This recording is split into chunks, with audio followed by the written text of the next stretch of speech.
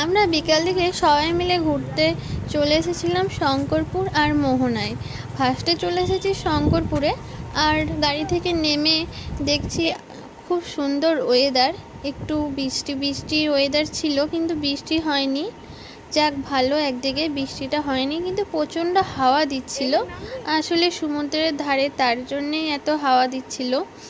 আর জায়গাটা কিন্তু খুব সুন্দর ছিল, অনেকজনে এখানে ছিল, এখানটা বেশ ভিড়ই ছিল। আর আমাদের কিন্তু ঘুরতে আর করতে সব ভালোই লেগেছে। আর ফ্যামিলির সাথে আসা মানে তো বুঝতেই পারছো, সবাই মিলে একসাথে অনেক মজা করেছি। দেখো কত ঢেউ আসছে।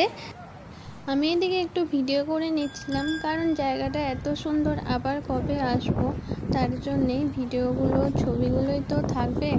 আর ওদিকে আমার মারা, জেঠুমারা, কাকিমা সবাই বলছিল তাড়াতাড়ি করতে, কারণ আরও একটা জায়গায় যেতে হবে, আর সন্ধে হয়েও আসছিল। আর জায়গাটা সত্যিই অনেক সুন্দর ছিল। আমরা তারপরে সবাই মিলে চলে এসেছিলাম মোহনাতে। এখানে বিচ্ছিরি মাছের গন্ধ আস্তে আস্তে অনেক।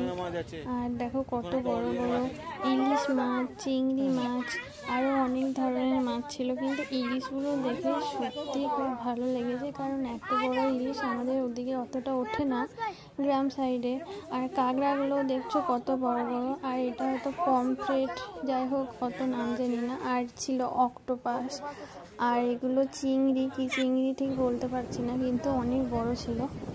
আর এখানে মোহনাতে একটু ঘোরাফেরা করছিলাম, খুব সুন্দর ছিল জায়গাটা, তোমাদেরকেও দেখিয়ে দিই। আর মা, আমি, বুনু সবাই মিলে একটু সেলফি তুলে নিচ্ছিলাম। আর প্রচণ্ড পরিমাণে হাওয়া দিচ্ছিল। তারপরে আবার আসার সময় দেখি এদিকে অনেক দোকান রয়েছে, এখানে তো আরও বড় বড় ইলিশ ছিল। আর এই কত বড় মাছটা দেখো। ভাবলাম এখান থেকে একটা ইলিশ নিই, দামটাও ঠিকঠাক ছিল, কিন্তু বাড়ি নিয়ে যাব কিভাবে? আমরা তো তার পরের দিন একদিন ছিলাম, তার জন্যেই বাড়ি নিয়ে যাব, নষ্ট হয়ে যাবে, এর জন্যেই নিতে পারিনি। আর এদিকে ছিল অনেক রকমের শুটকি, ইলিশ শুটকি থেকে শুরু করে চিংড়ি শুটকি। আমি শুটকি মাছ খাই না, তার জন্যে আমার হয়তো একটু প্রবলেম হচ্ছিল, আর যারা খায় তাদের ঠিক আছে।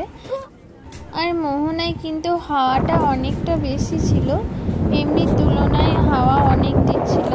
আর এখানে ছোট ছোট অনেক লাল কাঁকড়া বেরিয়েছিল।